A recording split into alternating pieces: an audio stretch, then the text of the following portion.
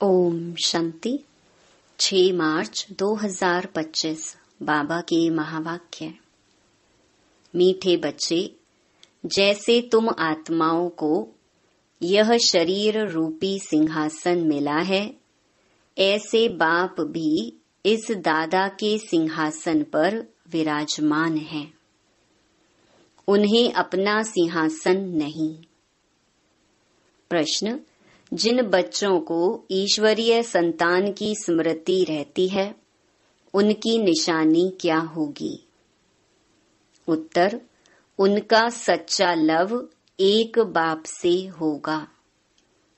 ईश्वरीय संतान कभी भी लड़ेंगे झगड़ेंगे नहीं। उनकी कुदृष्टि कभी नहीं हो सकती। जब ब्रह्मा कुमार कुमारी अर्थात बहन भाई बने तो गंदी दृष्टि जा नहीं सकती। गीत छोड़ भी दे आकाश सिंहासन। ओम शांति। अब बच्चे जानते हैं, बाबा ने आकाश सिंहासन छोड़कर अब दादा के तन को अपना सिंहासन बनाया है। वह छोड़कर यहाँ आकर बैठे हैं। यह आकाश तत्व तो है जीव आत्माओं का सिंहासन। आत्माओं का सिंहासन है वह महतत्व, जहाँ तुम आत्माएं बिगर शरीर रहती थीं। जैसे आकाश में सितारे खड़े हैं ना, वैसे तुम आत्माएं भी बहुत छोटी छोटी वहाँ रहती हो। आत्मा को दिव्य दृष्टि बिगर देखा नहीं जा सकता। तुम बच्चों को अभी यह ज्ञान है, जैसे स्टार कितना छोटा है, वैसे आत्माएं भी बिंदी मिसल हैं। अब बाप ने सिंहासन तो छोड़ दिया है। बाप कहते हैं, तुम आत्माएं भी सिंहासन छोड़कर यहाँ इस शरीर को अपना सिंहासन बनाती हो। मुझे भी जरूर शरीर चाहिए। मुझे बुलाते ही हैं पुरानी दुनिया में। गीत है ना, दूर देश का रहने वाला। तुम आत्माएं जहाँ रहती हो, वह है तुम आत्माओं और बाबा का देश। फिर तुम स्वर्ग में जाते हो, जिसकी बाबा स्थापना कराते हैं। बाप खुद उस स्वर्ग में नहीं आते, खुद तो वाणी से परे वानप्रस्थ में जाकर रहते हैं। स्वर्ग में उनकी दरकार नहीं। वह तो दुख सुख से न्यारे है ना। तुम तो सुख में आते हो तो दुख में भी आते हो। अभी तुम जानते हो, हम ब्रह्मा कुमार कुमारियां बहन भाई हैं। एक दो में कुदृष्टि का ख्याल भी नहीं आना चाहिए। यहाँ तो तुम बाप के सम्मुख बैठे हो, आपस में बहन भाई हो। पवित्र रहने की युक्ति देखो कैसी है। यह बातें कोई शास्त्रों में नहीं है। सभी का बाबा एक है, तो सभी बच्चे हो गए ना। बच्चों को आपस में लड़ना झगड़ना भी नहीं चाहिए। इस समय तुम जानते हो, हम ईश्वरीय संतान हैं। पहले आसुरी संतान थे, फिर अब संगम पर ईश्वरीय संतान बने हैं। फिर सतयुग में दैवी संतान होंगे। यह चक्कर का बच्चों को मालूम पड़ा है। तुम ब्रह्मा कुमार कुमारियां हो, फिर कभी कुदृष्टि जाएगी नहीं। सतयुग में कुदृष्टि होती नहीं। कुदृष्टि रावण राज्य में होती है। तुम बच्चों को सिवाय एक बाप के और कोई की याद नहीं रहनी चाहिए। सबसे जास्ती एक बाप से लव हो जाए। मेरा तो एक शिव बाबा, दूसरा ना कोई। बाप कहते हैं, बच्चे अभी तुमको शिवालय में चलना है। शिव बाबा स्वर्ग की स्थापना कर रहे हैं। आधा कल्प रावण राज्य चला है, जिससे दुर्गति को पाया है। रावण क्या है, उसको जलाते क्यों हैं, यह भी कोई नहीं जानते। शिव बाबा को भी नहीं जानते। जैसे देवियों को सजा करके पूजा करके डुबोते हैं, शिव बाबा का भी मिट्टी का लिंग बनाए पूजा आदि कर फिर मिट्टी मिट्टी में मिला देते हैं। वैसे रावण को भी बनाकर फिर जला देते हैं। समझते कुछ भी नहीं। कहते भी हैं अभी रावण राज्य है, राम राज्य स्थापन होना है। गांधी भी राम राज्य चाहते थे, तो इसका मतलब रावण राज्य है ना। जो बच्चे इस रावण राज्य में काम चिता पर बैठ जल गए थे, बाप आकर फिर से उन पर ज्ञान वर्षा करते हैं, सबका कल्याण करते हैं। जैसे सूखी जमीन पर बरसात पड़ने से घास निकल आता है ना, तुम्हारे पर भी ज्ञान की वर्षा ना होने से कितने कंगाल बन गए थे। अभी फिर ज्ञान वर्षा होती है, जिससे तुम विश्व के मालिक बन जाएंगे। भल तुम बच्चे गृहस्थ व्यवहार में रहते हो, परंतु अंदर में बहुत खुशी रहनी चाहिए। जैसे कोई गरीब के बच्चे पढ़ते हैं तो पढ़ाई से बैरिस्टर आदि बन जाते हैं। वो भी बड़ों बड़ों के साथ बैठते हैं, खाते पीते हैं। भीलने की बात भी शास्त्रों में है ना। तुम बच्चे जानते हो, जिन्होंने सबसे जास्ती भक्ति की है वही सबसे जास्ती ज्ञान आकर लेंगे। सबसे जास्ती शुरू से लेकर तो हमने भक्ति की है, फिर हमको ही बाबा स्वर्ग में पहले पहले भेज देते हैं। यह है ज्ञान युक्त यथार्थ बात। बरोबर हम ही सो पूज्य थे, फिर सो पुजारी बनते हैं, नीचे उतरते जाते हैं। बच्चों को सारा ज्ञान समझाया जाता है। इस समय यह सारी दुनिया नास्तिक है, बाप को नहीं जानते, नेति नेति कह देते हैं। आगे चलकर यह सन्यासी आदि सब आकर आस्तिक जरूर बनेंगे। कोई एक सन्यासी आ जाए तो भी उन पर सभी विश्वास थोड़े ही करेंगे। कहेंगे इन पर बीके ने जादू लगाया है, उनके चेले को गद्दी पर बिठाए उनको उड़ा देंगे।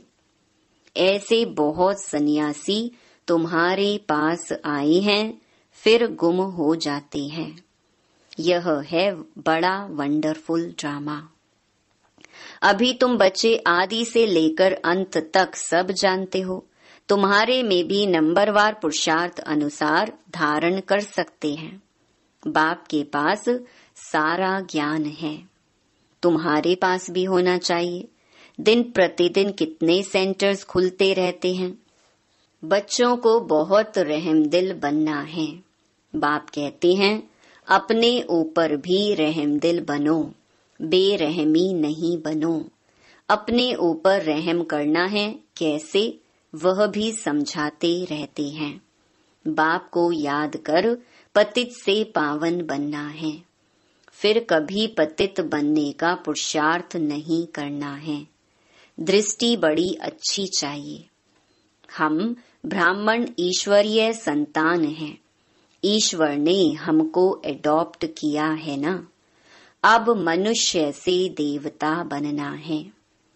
पहले सूक्ष्म वतनवासी फरिश्ता बनेंगे। अभी तुम फरिश्ते बन रहे हो। सूक्ष्म वतन का भी राज बच्चों को समझाया है। यहाँ है टॉकी, सूक्ष्म वतन में है मूवी, मूल वतन में है साइलेंस। सूक्ष्म वतन है फरिश्तों का। जैसे घोस्ट को छाया का शरीर होता है ना, आत्मा को शरीर नहीं मिलता है तो भटकती रहती है। उनको घोस्ट कहा जाता है। उनको इन आँखों से भी देख सकते हैं। यह फिर हैं सूक्ष्म वतन वासी फरिश्ते। ये सब बातें बहुत समझने की हैं। मूल वतन, सूक्ष्म वतन, स्थूल वतन, इनका तुमको ज्ञान है। चलते फिरते बुद्धि में यह सारा ज्ञान रहना चाहिए। हम असुल मूल वतन के रहवासी हैं। अभी हम वहां जाएंगे वाया सूक्ष्म वतन। बाबा सूक्ष्म वतन इस समय ही रचते हैं। पहले सूक्ष्म फिर स्थूल चाहिए। अभी यह है संगम युग। इनको ईश्वरीय युग कहेंगे, उनको दैवी युग कहेंगे। तुम बच्चों को कितनी खुशी होनी चाहिए। कुदृष्टि जाती है फिर ऊंच पद पा ना सके। अभी तुम ब्राह्मण ब्राह्मणियां हो ना, फिर घर जाने से भूल नहीं जाना चाहिए। तुम संगदोष में आकर भूल जाते हो। तुम हंस ईश्वरीय संतान हो। तुम्हारी किसी में भी आंतरिक रग नहीं जानी चाहिए। अगर रग जाती है तो कहेंगे मोह की बंदरी। तुम्हारा धंधा ही है सबको पावन बनाना। तुम हो विश्व को स्वर्ग बनाने वाले। कहाँ वह रावण की आसुरी संतान, कहाँ तुम ईश्वरीय संतान। तुम बच्चों को अपनी अवस्था एकरस बनाने के लिए सब कुछ देखते हुए जैसे कि देखते ही नहीं है, यह अभ्यास करना है। इसमें बुद्धि को एकरस रखना हिम्मत की बात है। परफेक्ट होने में मेहनत लगती है। संपूर्ण बनने में टाइम चाहिए। जब कर्मातीत अवस्था हो तब वह दृष्टि बैठे। तब तक कुछ न कुछ खींच होती रहेगी। इसमें बिल्कुल उपराम होना पड़ता है। लाइन क्लियर चाहिए।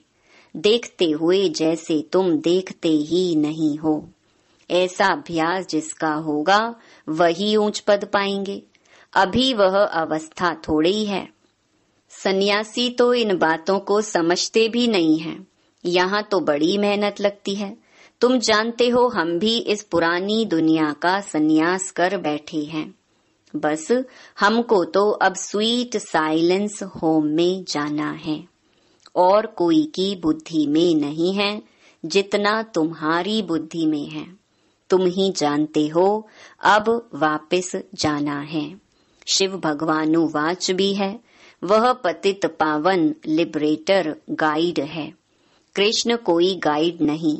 इस समय तुम भी सबको रास्ता बताना सीखते हो।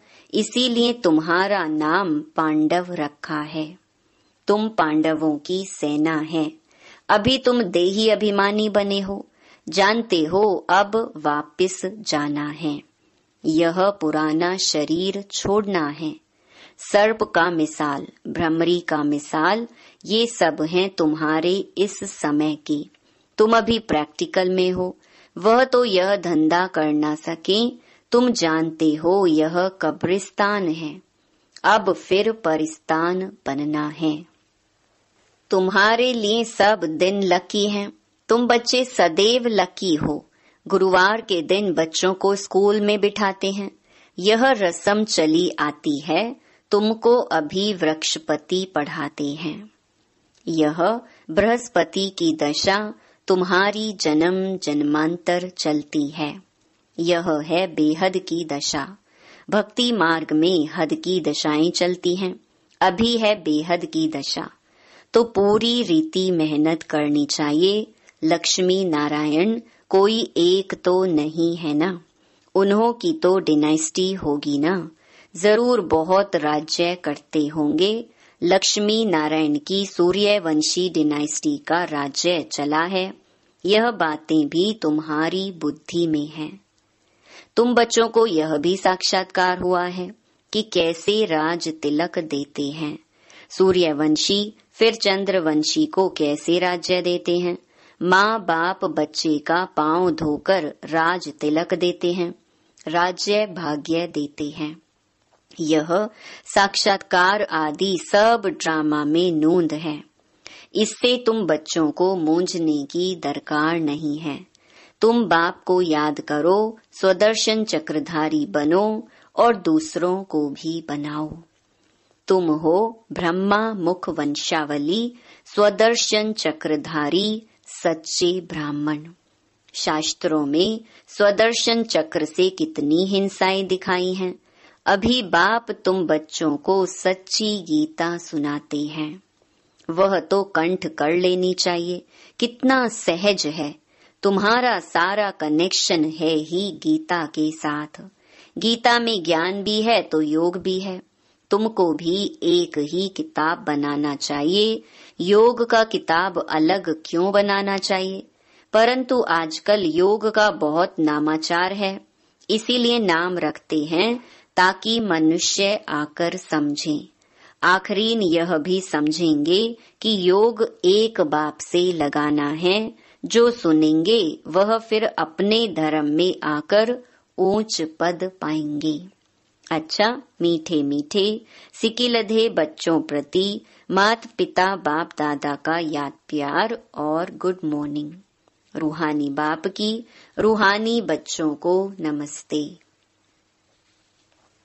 धारणा के लिए मुख्य सार। पहला, अपने ऊपर आपे ही रहम करना है। अपनी दृष्टि बहुत अच्छी पवित्र रखनी है। ईश्वर ने मनुष्य से देवता बनाने के लिए एडॉप्ट किया है, इसीलिए पतित बनने का कभी ख्याल भी न आए। दूसरा, संपूर्ण कर्मातीत अवस्था को प्राप्त करने के लिए सदा उपराम रहने का अभ्यास करना है। इस दुनिया में सब कुछ देखते हुए भी नहीं देखना है, इसी अभ्यास से अवस्था एक रस बनानी है। वरदान, हर कदम में पद्मों की कमाई जमा करने वाले, सर्व खजानों से संपन्न व तृप्त आत्मा भव। जो बच्चे बाप की याद में रहकर हर कदम उठाते हैं, वह कदम कदम में पद्मों की कमाई जमा करते हैं। इस संगम पर ही पद्मों के कमाई की खान मिलती है। संगम युग है जमा करने का युग। अभी जितना जमा करना चाहो उतना कर सकते हो। एक कदम अर्थात एक सेकंड भी बिना जमा के ना जाए, अर्थात व्यर्थ ना हो। सदा भंडारा भरपूर हो। अप्राप्त नहीं कोई वस्तु, ऐसे संस्कार हो।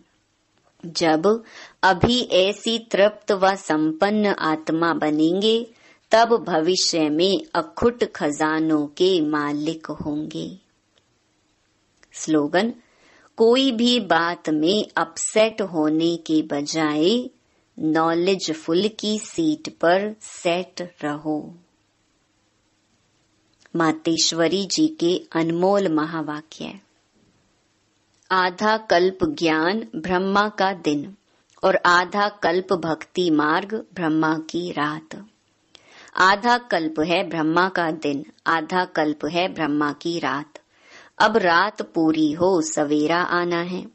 अब परमात्मा आकर अंधियारे की अंत कर सोजरे की आदि करता है। ज्ञान से है रोशनी, भक्ति से है अंधियारा। गीत में भी कहते हैं, इस पाप की दुनिया से दूर कहीं ले चल, चित चैन जहां पावे। यह है बेचैन दुनिया, जहां चैन नहीं है। मुक्ति में ना है चैन, ना है बेचैन। सतयुग त्रेता है चैन की दुनिया, जिस सुख धाम को सभी याद करते हैं। तो अब तुम चैन की दुनिया में चल रहे हो, वहां कोई अपवित्र आत्मा जा नहीं सकती। वह अंत में धर्मराज के डंडे खाए, कर्म बंधन से मुक्त हो शुद्ध संस्कार ले जाते हैं, क्योंकि वहां न अशुद्ध संस्कार होते न पाप होता है। जब आत्मा अपने असली बाप को भूल जाती है, तो यह भूल भुलैया का अनादि खेल हार जीत का बना हुआ है। इसीलिए अपन इस सर्वशक्तिवान परमात्मा द्वारा शक्ति ले विकारों के ऊपर विजय पहन 21 जन्मों के लिए राज्य भाग्य ले रहे हैं। अच्छा, ओम शांति। अव्यक्त इशारे, सत्यता और सभ्यता रूपी कल्चर को अपनाओ। आपके बोल में स्नेह भी हो, मधुरता और महानता भी हो, सत्यता भी हो, लेकिन स्वरूप की नम्रता भी हो। निर्भय होकर अथॉरिटी से बोलो, लेकिन बोल मर्यादा के अंदर हो। दोनों बातों का बैलेंस हो। जहाँ बैलेंस होता है वहाँ कमाल दिखाई देती है और वह शब्द कड़े नहीं मीठे लगते हैं। तो अथॉरिटी और नम्रता दोनों के बैलेंस की कमाल दिखाओ। यही है बाप की प्रत्यक्षता का साधन। ओम शांति।